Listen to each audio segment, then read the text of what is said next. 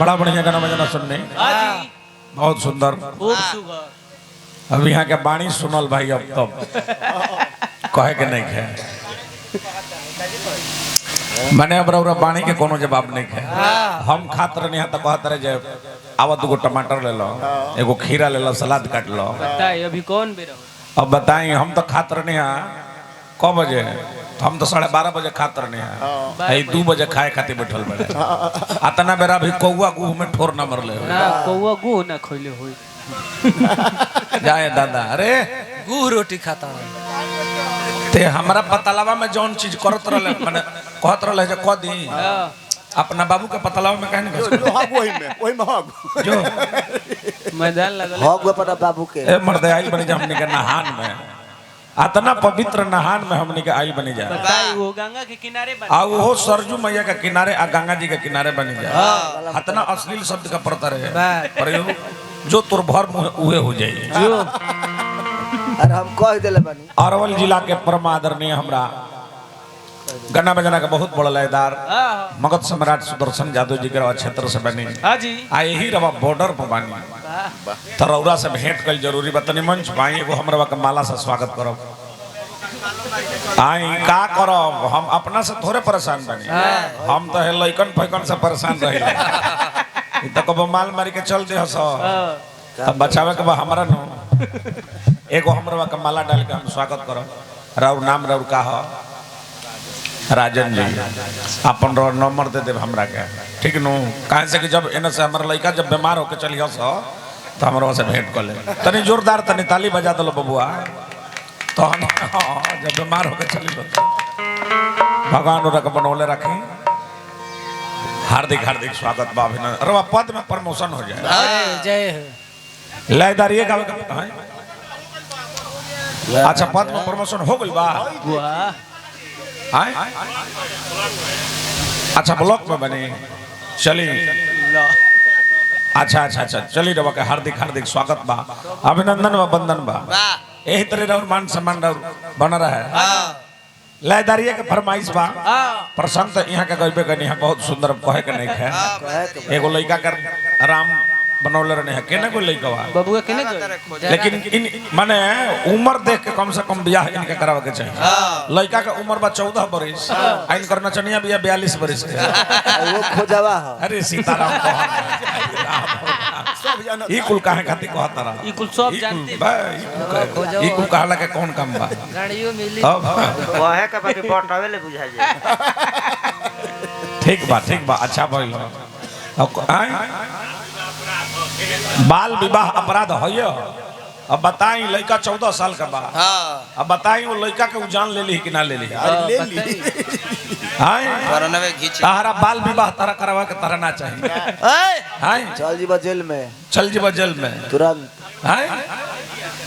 हमरा के गहना दिखाओ तारा आई कोबी पर मोबाइल किनता अब बताई आई कोबी पर मोबाइल किनता बता अरे करा देखो चुतिया बाकी आदमी कौना मेहरारू के मन ना हो यानी खड़ा हो जा कौना सुहागिन के साध ना हो कौना औरत के इच्छा ना हो ये पागला का तो क्यों लाज बा ना कने है कि बाजार खत्म बा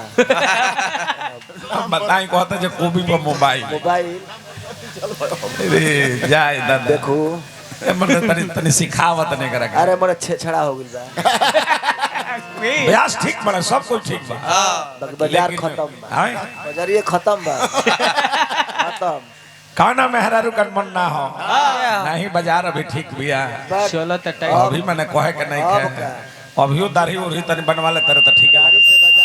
भाई 10 दिन पहले देखल रहे नहीं जब मुछियो छे मैं कुल छलोल रहे वो काम रहल पहले 10 दिन पहले काम कुछ रहे अब धर्मों पर अंगुली उठावे लगल न हां अब बताई धर्म पर भी अंगुली उठा हम तुलसी बाबा पकौने हैं गीत पतर जे काहे तू तुलसी बाबा पकौला गीत तारा पकाई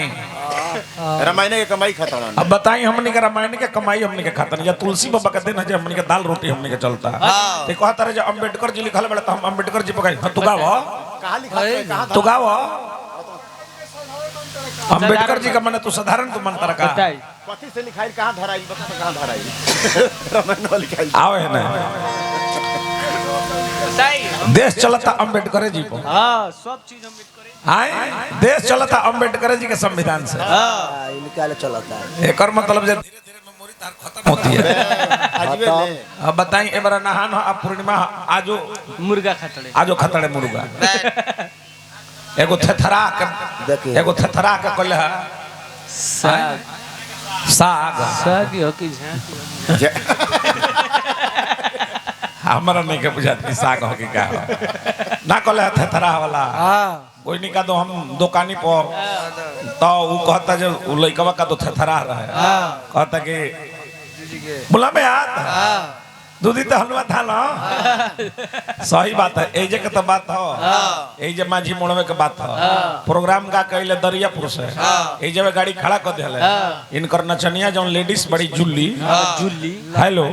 देखो दूर बोले इनकर नचनिया बड़ी जुल्ली हां 2 घंटा पहले ही से गाड़ी में से निकल गई रहली अब खोजला पर मिलबे ना करो एजे के एगो लड़का हाथ थरा एजे के जौना हमनी के रेस्टोरेंटवा में हमनी के ठहर नहीं जा वहां का नाम वहां पिंटू जी पिंटू पिंटू बाबा पिंटू जी पिन हाँ हाँ हाँ पिंटू बाबा के एगो कर्मचारी आए? हाँ हाँ रुद्रा रेस्टोरेंट में एगो लड़का के कहले जे बबुआ 10 को रुपया ले आ जूली के खोज के लेके आओ तो आ वो लड़का थेथरा है 2 घंटा के बाद में जूली के हाथ धके लेके आवता ई कहले जे खोजला हा वो लड़का थेथरा है नु रहे अलग त तात ही ब्याज दी ई तो दातिया दूध हंता तो दतनी कहां तहां तो दनी हा दात होने मंदिर पर तो दनी हा होने थोला तो दुकान पर तो दनी हा नाश्ता पर दुकान पे तो दनी हा होने दात थाना थाना ते पीठा पीठा दात तो दनी हा ई तो दातिया तो दात तो दात तो दात तो दात तो दात तब देर धंता तो दनी हा तो अभी है दात लुदला रेस्टोरेंट में पलंग पर थूतल हवे अभी है दात वही पलंग पर तो दाइल ही वही पलंग पर नया थोपा पर वही दे तो नहीं है तो वही दे तो दाइल ही जाए दादा आ जाइता घर कौना मेहरारू का मन ना हो कौना सुहागिन के साथ ना हो कौना औरत के इच्छा ना हो कि हमार राजा जी दीपावली में ना आइले गोधना के दिने ना आइले छठ में ना आइले अरे हमरा नहनो के आ जइते तो कम से कम डुबकी लगा ले अपना मर्द के फोन लगाओ मोबाइल दो फोन लगाओ अपना मर्द के कह दो कि अभी कोनो ना कोनो गाड़ी से आओ कि कम से कम संगे एके संगे तो डुबकिए तो अपना देवर बबुआ से नंबर मांगो फोन नंबर ए देवर बबुआ अरे कहे भौजी का कहतड़ू तनी अपने भैया के नंबर दी ना हैं बतियावे के मन बा का हाँ लल्ली ख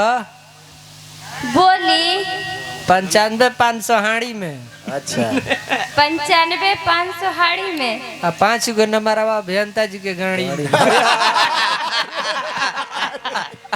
लगावा लगावा लग गई रिंग जाए टिस टिस टर टर उठाइए ना टर टर उठाइए ना टर टर अभियंता जी में घुसाइए ना सब लगले हेलो हेलो राजा जी हाँ हो बोलो का कहतड़ू ए राजा जी हाँ। गोड़ छू के गोड़ लगा तनी जाई हो बोलो ए राजा जी बोलो मैं त्योहार बीत गइल अच्छा रउआ ना आइनी हाँ कम से कम ए बेरा नहनो में आ जइती अच्छा आइब ना हो हम छुट्टी नहीं के मिलत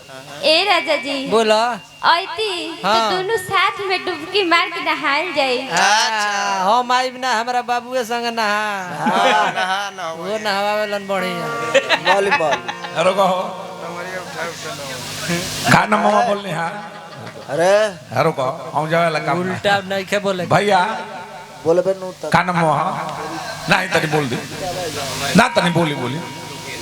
लोकेश भैया हमरा के दिल बने पुरस्कार हार्दिक हार्दिक स्वागत बा अभिनंदन बा जब रात बीत गई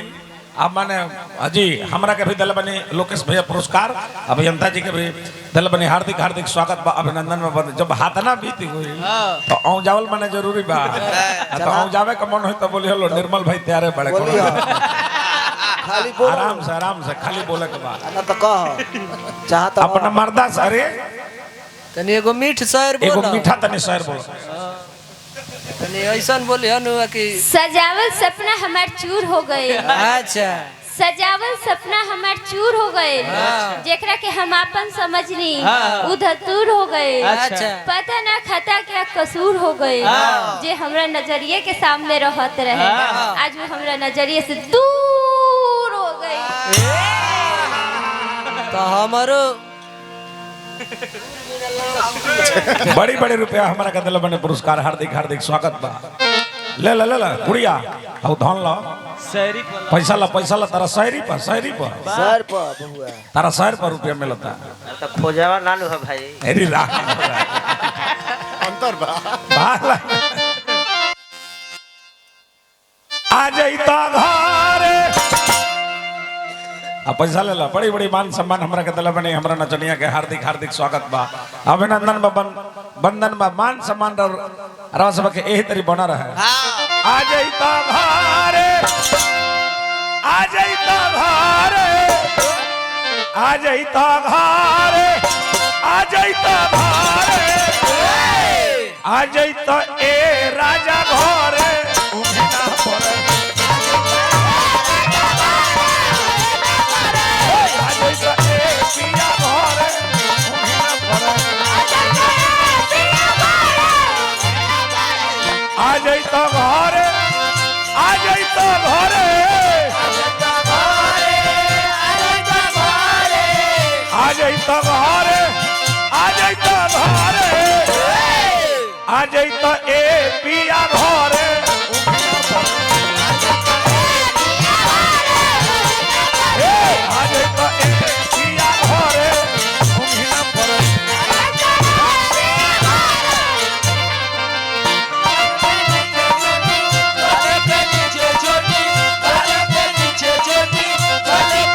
छोटी के पीछे है बराता बड़ा के नीचे छोटी के नीचे है बराता बड़ा के नीचे बड़ा के नीचे छोटी छोटी के नीचे छोटी बड़ा के नीचे छोटी के पीछे है बराता बड़ा के नीचे छोटी के पीछे है बराता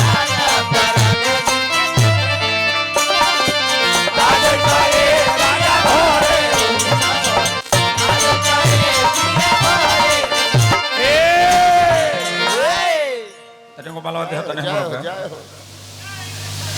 मंडन मेट्रो जी अभियंता जी के शिष्य बनी भगवान तारा के बनौले रखोस ए घरी ठीक है लगा तारा तू चिकने छकन ठीक है बड़ा ठीक बना ढेर दिन बाद भेंट होता जब भगवान तारा के बनौले रखोस बहुत सुंदर व्यास आगे चल के बहुत एकदम नाम करो हार्दिक हार्दिक स्वागत बा अभिनंदन बा बंदन हाँ अरे लो गावले जाई हमनी कब के करा सके बिया अभी मर जी तो तोहरे से गाओ कबा मरे वाला तो लगले बड़ा हाँ कहाँ से कि इनका जीवन के बाबा कोनो ठीक नहीं खेलो बात बजे ब्लड प्रेशर बढ़ले बा शुगर बढ़ले बा एगो हार्टवा बाकी बा किडनी जहिए मार दी बस आखिर हमने के करा सके हार्दिक हार्दिक अरे हाँ ठीक कला है ठीक ठीक देखू तन दिहा तो जूता बा लगे बबुआ कहते कि ए राजा जी कहते जे बियाह के करा खातिर कहले पड़ा बाबूजी खातिर सेवा पानी करी बाबूजी खातिर हाँ। रुको तने बैठो बैठो हमनी के दूसरा के मेहरारू के कहले जाए हाँ। दूसरा के मर्द के कहले अपन देखी व्यक्तिगत बात हम कहते नहीं हमनी के मार्केट में हमनी के गावत नहीं बजावत नहीं सब कुछ बा हमनी के हाँ लेकिन विचार करब हमनी से बड़ दुखिया केहू बाना ना हमनी के अपने मेहरारू से पटता ना। एको दिन खालिए नहीं खा हाँ एको दिन ना छठ में प्रोग्राम बढ़ले बा दीपावली में बढ़ले बा हमनी के दूसरा का कहले जे मौगी कहते जे ए पतिदेव आ जा आ हमनी के जिले में रह के समय से नहीं खींचा जा हाँ। चैता में प्रोग्राम बढ़ले बा हाँ लगन में बढ़ले बा दीपावली छठ में बढ़ले बा हाँ। बाप रे बाप हमनिए के मेहरारू हमने से खुश ना रहले से ना ब्यास के मेहरारू के तो झाल बजावे वाला रखले बड़ा सही खूब ले तड़ा छुट्टी मार अरे सर ई तो बहुत खत्म बारे बताई ना कहता जे ब्यास के मेहरारू का झाल बजावे वाला रखले बा अच्छा ठीक बा ब्यास के मेहरारू का झाल बजावे वाला रखले बा आ झाल बजावे वाला के मेहरारू का बियाहे नहीं के भइल तारा लोग के बियाह नहीं कर भइल तोहनी के कैसे जियला सर हमनी के जियानी जब ब्यास के गाड़ी में अरे सर ई तो बहुत खत्म बारे ब्यास लोग के अरे साला काना रे अरे साला कोई का तो बहुत ही साला ई बेदीना भाई कहते के राजा जी आज के बाद बात कर अब तो कहा कहीं जब ये मैं ब्यास लोग भाल कहते के राजा जी तो डाली दहला बुला साफा तू भोर हो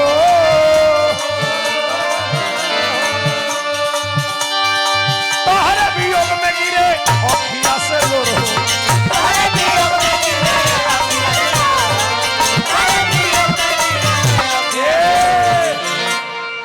बबुआ बबुआ जन ले कहते कि राजा जी ई जवानी चरचर करती है तहरा याद में डाली दिल बड़ा बुला साफा तू भोर हो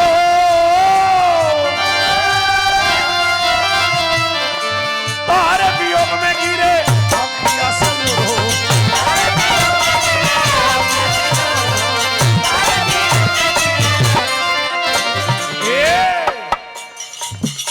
कहाँ है कहते कि राजा जी देहिया ई बिरहा में जा रे देहिया ई बिरहा में जा रे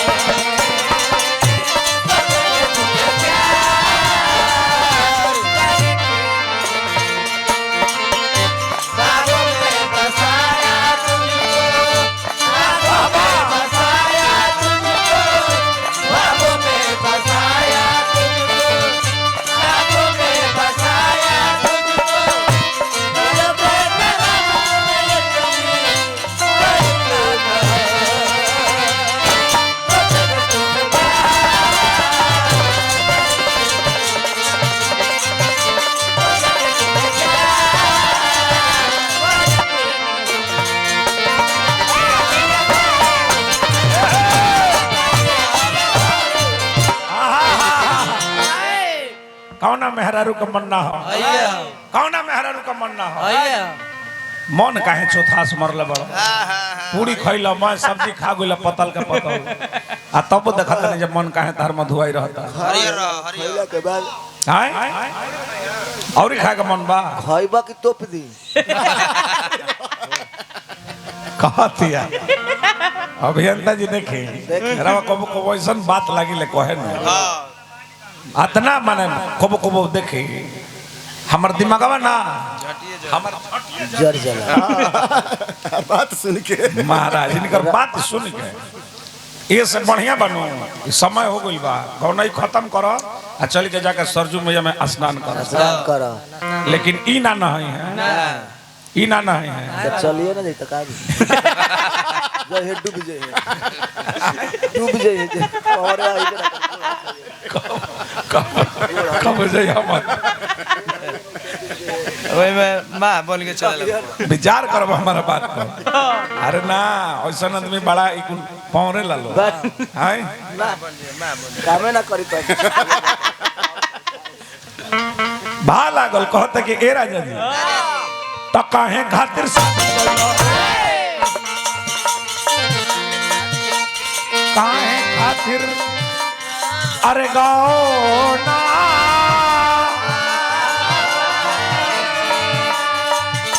ए रे बनी के काटी ऐसन बड़ता बिछौना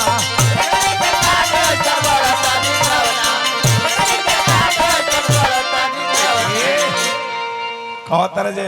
राम जी मुकुट पहनत रहले एगो सुनो एगो तू बनवा लो मुकुट रामे हमन अच्छा राम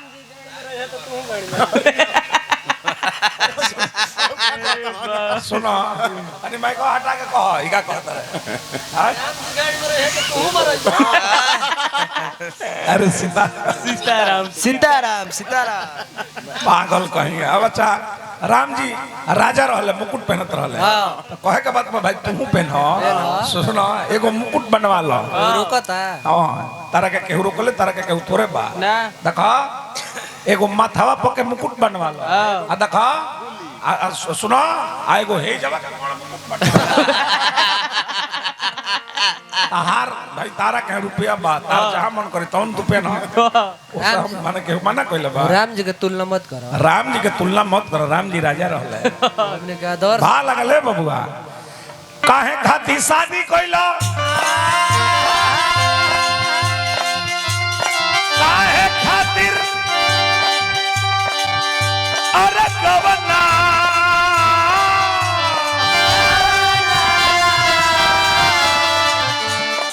रगनी के काटी ऐसा बड़का बिछौना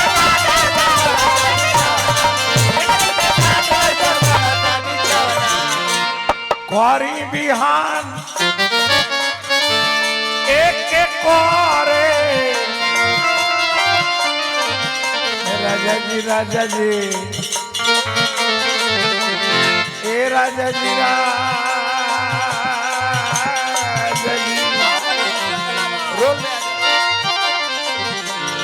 ए राजा जी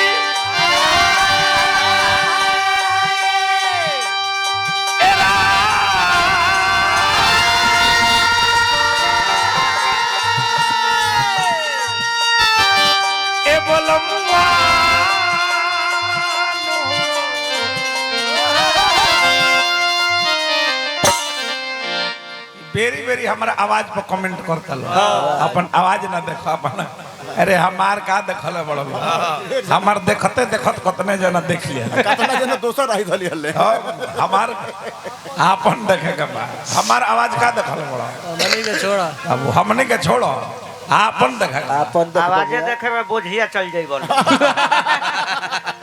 अब हमार आवाज देखला में का बा सुनील बाबा कहीं चल गुरु नहीं का भौजी लगे नहीं रवा सब कहो हम ना कहो अच्छा चली कौन बात नहीं है बेरा भोइयो गुल बा जाके संग ना हियो सकत नहीं हां तब हाँ हाँ खाली डुबकी खाली मारे के बा पैसा ले लियो बड़ी बड़े रुपया पुरस्कार का नाम वहाँ तनी रुद्रा रेस्टोरेंट छपरा जिला के नाम ये एकदम रेस्टोरेंट खुले जा रहा बा यही मेरा उद्घाटन बनो आजे बटे आजे बाजे बाप रे बाप अब कहे के नहीं खे ऐसा कॉम्प्लेक्स बजे जा सब कुछ मिलता हां जी पलंग ड्रेसिंग ले ले सोफा ले ले माने कोनो चीज के कमी नहीं खे ना रावा सब टेंशन मत ली आज उद्घाटन बनो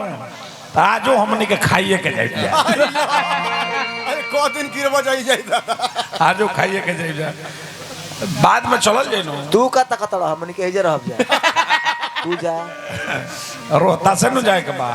ए जले खा पिया अपन आराम करो जानत नहीं ए सुनील बाबा ए सुनील बाबा हमर जाहू का मन करता नो धई लइका ए जले से हिलल नहीं खसा चाह जाना तरह से जे बेरा पर मिल जाई एने के दाल भात से तोरे प्रेम बा वही से तो तीन गो बा तो तीन गो बदवा में लरिया गो रहले सा खतरा से एगो और मत कहीं परसों दिनवा हाँ अच्छा यहाँ के कहिया रहे प्रोग्राम एक दिन प्रोग्राम रहे औरंगाबाद कवना ब्यास ले रहे हो वो करल रहे अरे सिरजा बाबा वाले रहे प्रोग्राम वो जो हमने का ठहरा रहने जाए अब माल इतना उभर चलो गोह के डॉक्टर अरविंद सिंह के हैं इतना माल चलो कि इतना लड़का टाइट हो गए हम यानी कि सुतल जब हम चुपचाप गाड़ी में बैठल बनी हमारा मंडली में एक वो कलाकार बड़े हई जादू जी एक ही कुर्तावा का 10 साली टांग कुर्तावा टांगे नू तो पैंटा गिर जाए फिर पैंटा टांगे नू तो कुर्तावा गिर जाए फिर आ चैन खुल के आ बहरी बहरी चैन खुल के चिड़ई हो गई बहरी आ कुर्तावा टांगे नू तो पैंटा गिर जाए हम ड्राइवर वाला कहने के रे गाड़ी ले चलो को हाली टांगी रे अब काहे से कि 10 हाली तो हम गिन ले रहने ले चले जले अब एगो चप्पल एगो जूता कहले सुनो कि चली जब खाना खाए तो एकर हिनकर एगो जूता लगा ले बड़ई आ इनकर चप्पल लगा ले बड़ई आ इनकर एगो जूता ही यही तर चल यही सब कहने के ए जला फलावा हट न त बिगाड़ दिया भा लागल कहते के राजा जी करी बिहान एक एक करे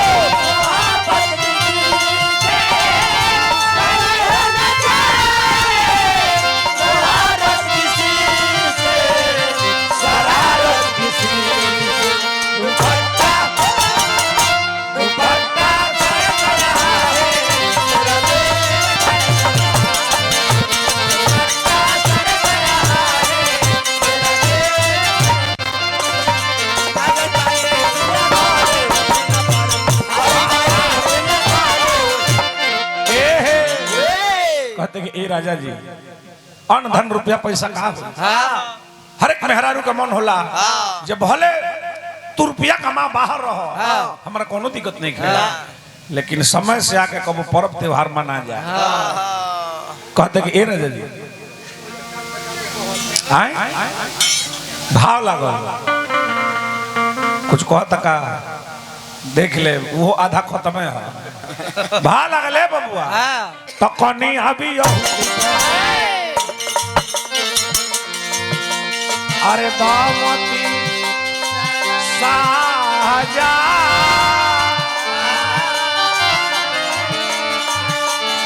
सोनू संग दिल बुढ़ा अब हम बजा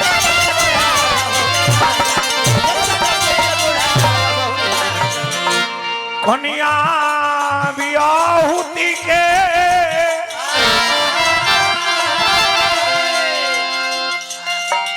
अरे दामती साजा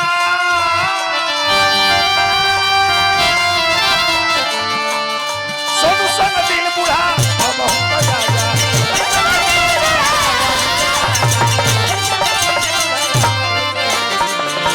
हीरा धड़कन ओ ना धरे ए धीरा धड़कन ओ ना धरे